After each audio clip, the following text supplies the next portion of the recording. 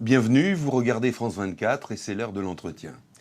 Il existe des gouffres géopolitiques que l'on croit à jamais immuables. Il en va ainsi de celui qui sépare l'État d'Israël de la République islamique d'Iran. Que l'on songe simplement à l'actualité immédiate, dans la rhétorique présidentielle iranienne, il s'agit de rayer un jour Israël de la carte.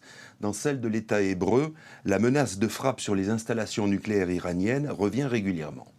Seulement, l'Iran, et c'est la thèse de notre invité, n'est pas celle que l'on croit.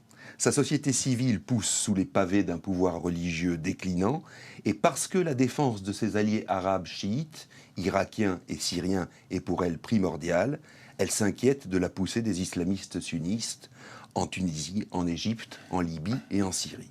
À ce compte-là, il suffirait alors que l'Iran se sécularise quelque peu pour trouver des intérêts communs avec Israël.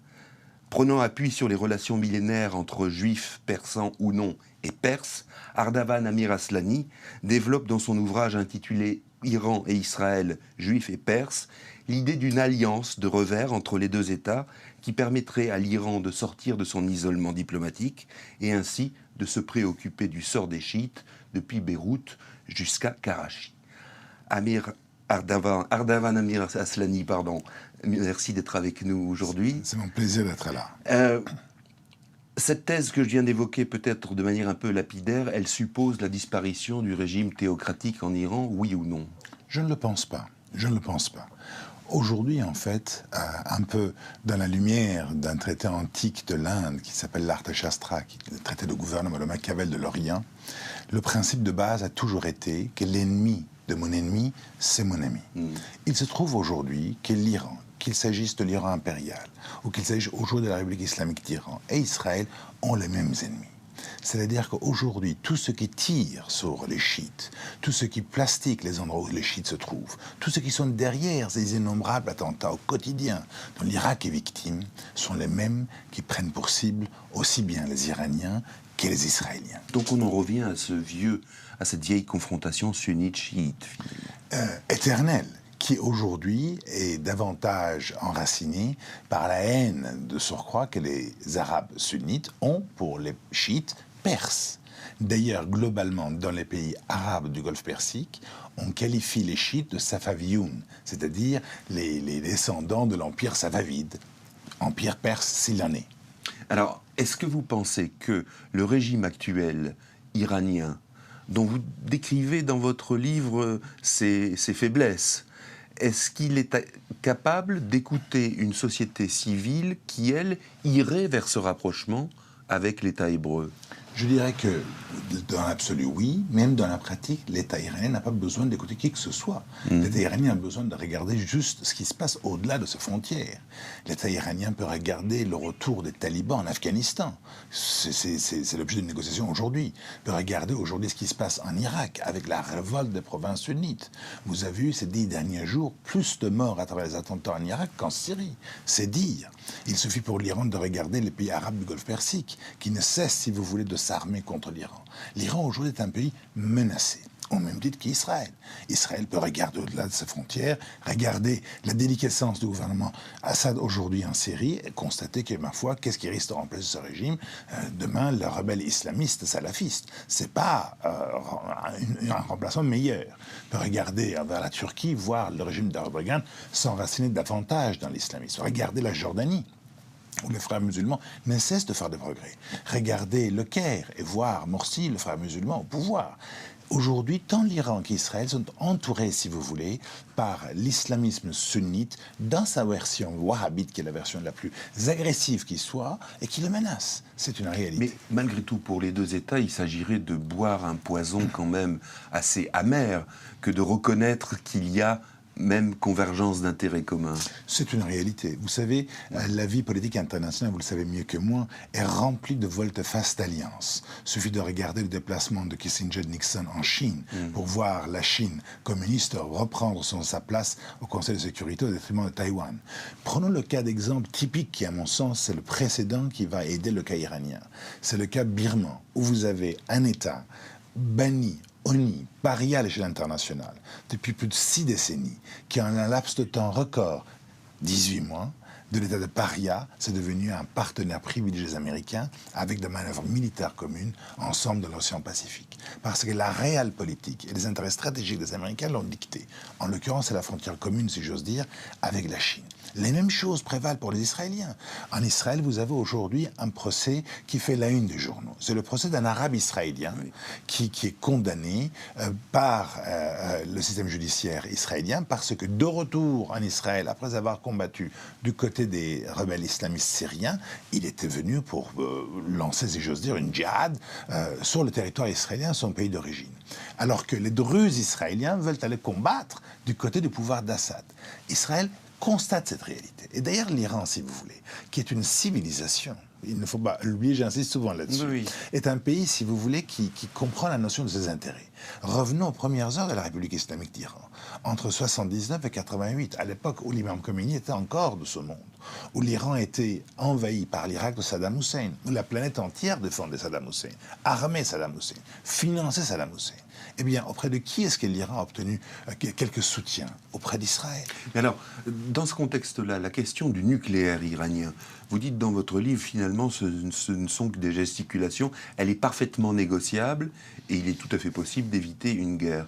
Comment est-elle négociable? Ça veut dire que l'Iran doit se rendre à Canossa, si j'ose dire, ou bien est-ce qu'il y a un moyen de pression sur l'Iran pour qu'elle ne passe pas au stade militaire de son programme nucléaire? Je crois que la question nucléaire iranienne est d'ores et déjà réglée. Tout simplement parce que les Iraniens s'astreignent à ne pas stocker au-delà de 250 kg d'uranium enrichi à 20%, qui est le seuil en fait fixé par Bibi Netanyahou à l'ONU. Et dès qu'ils atteignent ce stade-là, ils commencent immédiatement à transformer l'uranium enrichi en fuel pour leur centrale nucléaire civile. Donc les Iraniens ont d'ores et déjà, si j'ose dire, opté pour l'option numéro 1, c'est-à-dire atteindre le seuil du nucléaire où ils sont déjà, mais ne pas procéder à la militarisation de l'engin et développer un arsenal nucléaire immédiatement utilisable. C'est déjà acté. D'ailleurs, le problème pour Israël n'est pas tellement que l'Iran ait la bombe nucléaire, parce que les Israéliens comprennent que l'Iran, malgré tout ce que l'on peut entendre dire, c'est un État.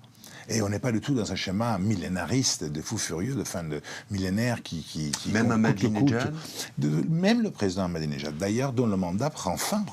Le 14 juin, ça prend fin, il s'en va. L'Iran, on peut dire tout ce qu'on veut, mais c'est quand même la seule république de la région où le président n'est élu qu'avec 55% des voix. Ailleurs, ça dépasse les 95. Il n'est pas rééligible, il n'a pas changé la Constitution, il se retire et il y a des nouvelles élections qui vont avoir lieu. Qu'est-ce qu'on attend de ces nouvelles élections? Parce que vous me disiez tout à l'heure, finalement, on n'a même pas besoin de changer de régime iranien, ce qui n'est pas très, très optimiste, finalement. Vous savez, le problème n'est pas un problème de changement de régime. Je ne sais même pas si le peuple iranien, dans sa totalité, souhaite de nouveau connaître une révolution. Après 34 ans, si vous voulez, de révolution, de stigmatisation, d'ostracisme international, de 8 années de guerre avec Saddam Hussein, le peuple iranien est fatigué. Le peuple iranien veut vivre et veut organiser une vie simple dans le retour du pays, dans le concert des nations. Ils n'ont pas envie encore de connaître des mouvements de rue. Ils veulent la paix. Et globalement, je pense que le peuple iranien privilégie davantage une solution d'évolution, davantage une solution de révolution. Et c'est vers ça qu'on tend. Et pourtant, vous dites que le pouvoir iranien est dans la rue, malgré tout. Le pouvoir iranien a une base populaire. Dire le contraire, ça serait erroné. C'est comme le cas syrien, si vous voulez. On ne peut pas dire qu'Assad arrive à maintenir le pouvoir enraciné 2 ans après, uniquement basé sur ces 9% d'alaouites. Il y a une base populaire. En Iran aussi. Alors qu'elle soit majoritaire ou pas, c'est un débat. Mais globalement, le pouvoir d'aujourd'hui a une base populaire, a des partisans. D'ailleurs, qu'il s'agisse des partisans de M. Ahmadinejad, leur candidat, quel qu'il soit, lors des prochaines élections présidentielles, ou le partisan du guide suprême de la Révolution, qui est d'ailleurs engagé quasiment dans une guerre à couteau tiré contre le président Ahmadinejad, aujourd'hui, ce dont le pays a besoin, c'est un visage nouveau. Parce que le peuple iranien, globalement, est pris en otage, si j'ose dire, par les discours anti-sionistes, antisémites proclamés de M. Ahmadinejad. Et donc, l'Iran ne peut plus aujourd'hui entamer un dialogue constructif avec le monde sans avoir à sa tête une nouvelle tête. Quelle nouvelle tête vous envisagez? Le maire de Téhéran? Le maire de Téhéran est un candidat, l'ancien ministre des Affaires étrangères, M. Velaït, est un candidat. Je dirais, peu importe qui est candidat, peu importe qui va gagner, toute tendance qu'on fait, les Iraniens sont d'accord sur deux choses. Il faut sortir de l'engrenage nucléaire, c'est-à-dire aboutir à un accord sur le nucléaire avec les Américains, et deuxièmement, mettre un terme à ce régime d'embargo qui asphyxie le pays. Et donc, ça passe par un nouvel homme. Vous disiez, par exemple, on parlait de M. Khalibaf, qui est maire de Téhéran. C'est une figure relativement nouvelle, mais M. Velayati, lui, ne serait pas une figure nouvelle. Non, M. Velayati, c'est quelqu'un qui a été ministre des Affaires étrangères pendant plus d'une décennie. Ouais. C'est un pédiatre formé par les Américains. C'est une figure, si vous voulez, qui symbolise une proximité avec le guide et une certaine modération.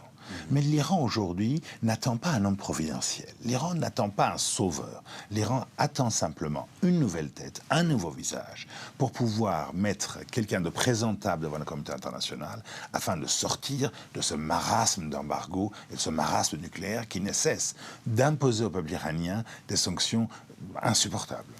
Merci Erdem Alamine. Merci infiniment. D'autres informations sur France 24, c'est en permanence. Vous n'avez aucune raison de partir. Merci infiniment.